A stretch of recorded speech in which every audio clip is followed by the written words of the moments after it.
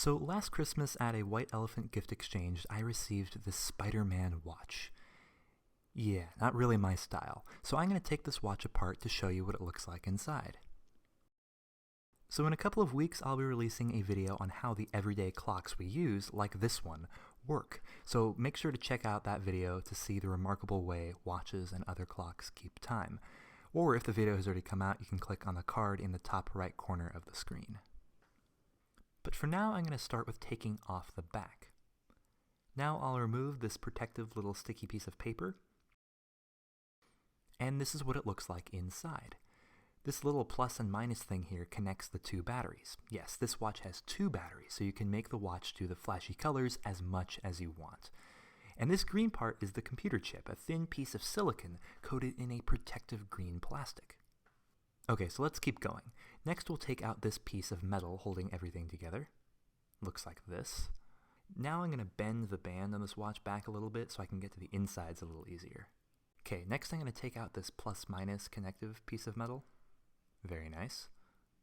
And now you can see the two batteries. One of them is upside down so that the plusy-minus thing touches opposite terminals. Kind of like when you put batteries in something, the ones next to each other face opposite directions. Anyways, now let's take one of those batteries out. It looks like this. Next, I'll take out the computer chip. This is the part of the watch that helps power the digital display in the front. Now, if this were an analog watch, the computer chip would either be a lot smaller or it just wouldn't be there. Instead, there'd be a little motor with teeny tiny gears to move the hands, as you can see here, except that when I took this clock apart, all the gears launched themselves into the air, leaving me with no idea where they went originally. But you can still see the gears.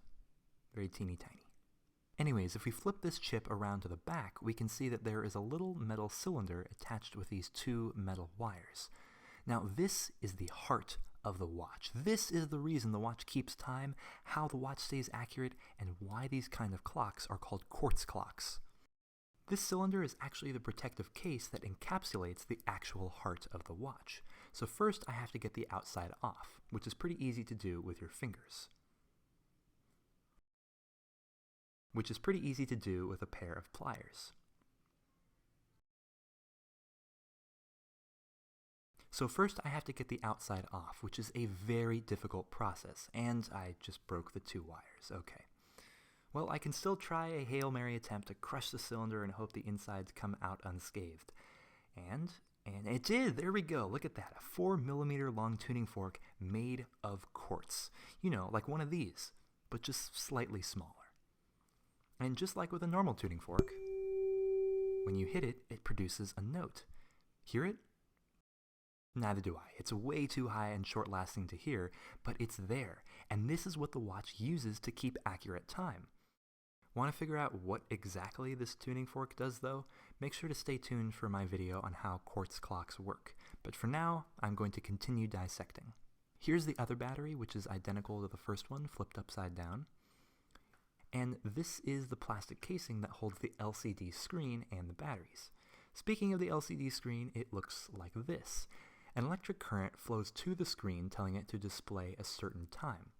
By the way, LCD stands for liquid crystal display, and it requires an incredibly tiny amount of energy to show the time. It just relies on ambient light so you can see the screen. But if you want extra light, you can always press this button and be a cool kid. Here is a little black pin that functions as the button on the side of the watch called a stem. And quite possibly the most important part, Spider-Man. And then this is the band and case of the watch. Funny that this part takes up 80% of the watch's volume, but the only reason it's here is so that you can strap it to your wrist.